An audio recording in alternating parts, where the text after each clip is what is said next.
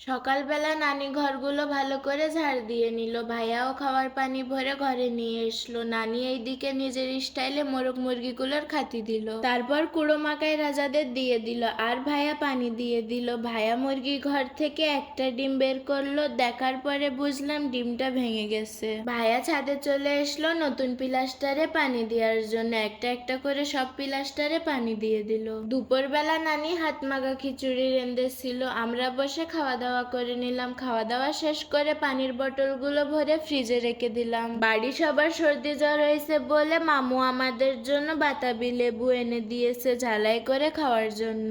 উঠোন ঝাড় দেওয়ার দায়িত্বটা ভাইয়ার ছিল। আমি তো ভাইয়ার দেখে অবাক হয়ে গেলাম, ভাইয়া এত তাড়াতাড়ি উঠোনটা ঝাড় দিয়ে নিল, আমি তো ঠিকভাবে দেখতেও পারলাম না। সত্যি আমার ভাইয়ের ট্যালেন্টটা একদম ফাটাফাটি। বিকেল বেলা মোরগ মুরগিগুলোর ঘরে তুলে দিলাম, আর সাথে রাজাদেরও ঘরে তুলে দিলাম। সন্ধেবেলা নানি আমাদের জন্য রুটি পুড়াই নিলে নানা, নানি আর আমি বসে ভাইয়ার লোভ দেখায় দেখায় চার সাথে রুটি পোড়া খেয়ে নিলাম। আবার দেখা হবে নেক্সট মিনি ব্লগে। আল্লাহ হাফিজ।